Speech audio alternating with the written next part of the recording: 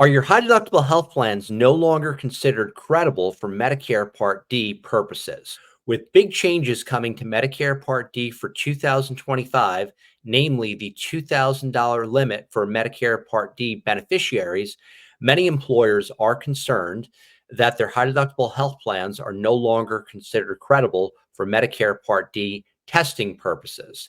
But is that actually true? Today, we'll go through what Medicare Part D credible coverage actually means and whether or not your high deductible health plans will be impacted. Stay tuned. So first, let's go through a recap on what Medicare Part D credible coverage actually means.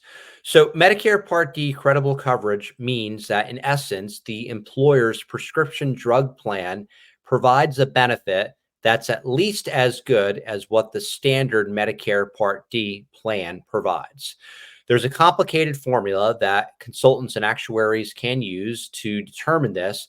And on an annual basis, they provide letters to their employers, and the employers are responsible for letting their employees know whether or not their prescription drug plans pass Medicare Part D credible coverage. Let's say there's someone who works for an employer, they're 65 and older, and they're eligible for Medicare Part D, but they decide not to elect Medicare Part D because they're going to get their prescription drug coverage through their employer.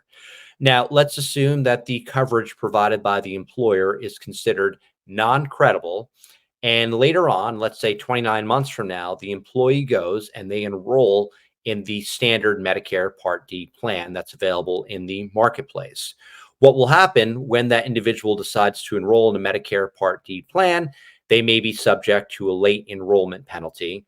And one way to avoid that is to enroll in a plan that is credible for Medicare Part D purposes. So how much could the late enrollment penalty actually be, John? So there's a formula out there, and there's a Medicare Part D base premium for 2024. It's $34.70. And the formula stipulated by law says that for every month an individual delays their Medicare Part D enrollment and they don't have credible coverage, they're subject to a 1% penalty per month times the monthly base premium. So here's an example. Let's say Bob decides to delay his Medicare Part D enrollment by 29 months and he does not have credible coverage.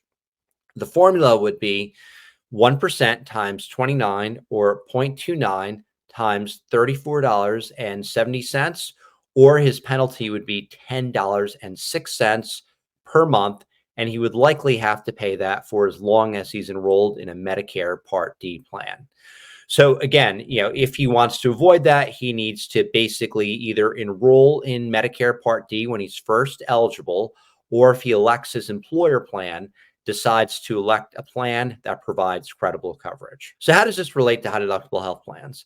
So since many high deductible health plans by definition have deductibles that are $2,000 and higher, many employers are concerned that their plan is no longer as good as what Medicare Part D provides.